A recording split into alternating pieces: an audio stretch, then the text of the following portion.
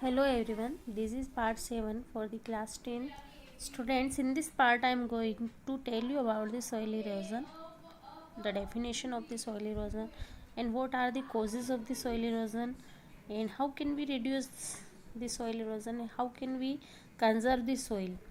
So, here we have the definition of the soil erosion: the removal of the soil cover and subsequent washing down of the topsoil is called the soil erosion. Means the top layer of the soil washed away by the water or by the wind, it is called the soil erosion.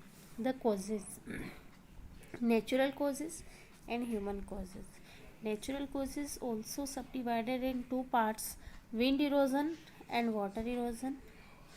And human causes we can call deforestation, overgrazing, faulty methods of agriculture are the human causes for the soil erosion. And how can we reduce the wind erosion and water erosion?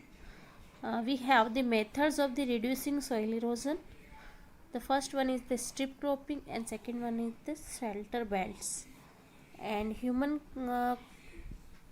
causes for the soil erosion can be reduced by the dams, means constructing dams, and by planting the trees.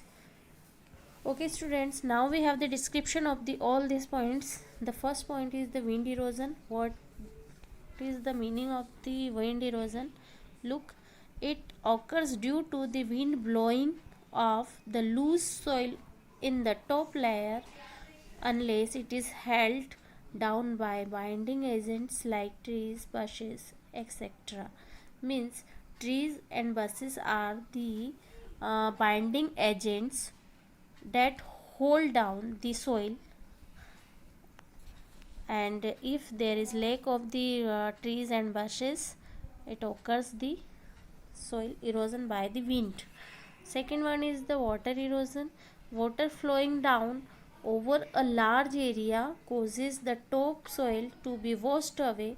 This is called the sheet erosion. The soil erosion by the water's flow, it is also called the sheet erosion. Gully erosion occurs by water flowing down through small channels. Means when it goes through some small channels, it is called the gully erosion. Erosion is caused by the deep channels of the water flowing down.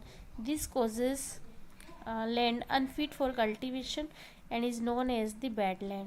Means when it is washed away by the water flowing water, it is also called the gully erosion, and this cause the land unfit for cultivation.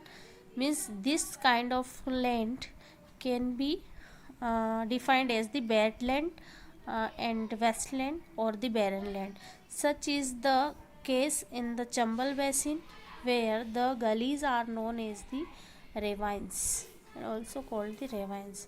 Next is the human causes.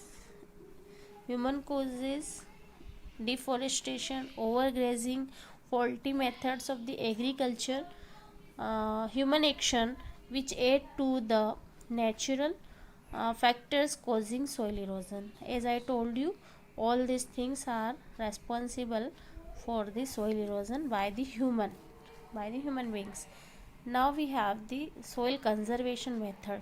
Soil conservation: in the hilly areas of the country, soil erosion has been stopped by employing counter plowing.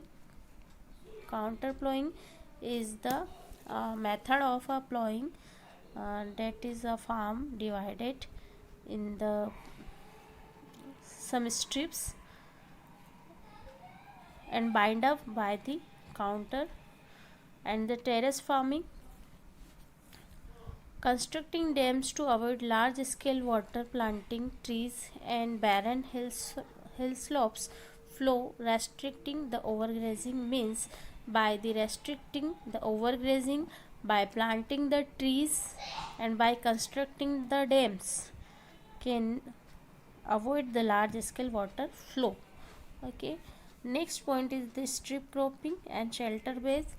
As I told you, These are the methods of reducing soil erosion from the wind erosion. The first one is the strip cropping.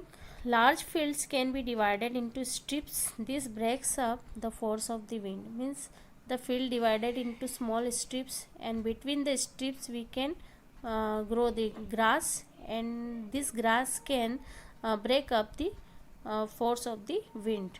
So it is useful in soil conservation. Second one is the shelter belt. Planting rows of the trees to create shelter along the edge of the field. This help in reducing the speed of wind. Means uh, to reduce the speed of the wind, we can plant the trees in a belt, like a shelter belt. This can be useful in the soil conservation. Now we have some questions that you have to write down in your copies and find out the answer from the uh, this part, not only from this part but also the other part that we have discussed earlier. So answer the following questions. Name 3 states having black soil and the crop which is mainly grown in it. The second question is, what steps can be taken to control the soil erosion in the hilly areas? The third question is, what are the biotic and abiotic resources? Give some examples. Write any 3 characteristics of black soil. And fifth question is the distinguish between renewable and non-renewable resources. So students, I think you have understood the all topics of the resources, and you must prepare the maximum question from all the parts in your copy, and you have to learn it also, and you have to find out the answer of this some question. Okay, thank you.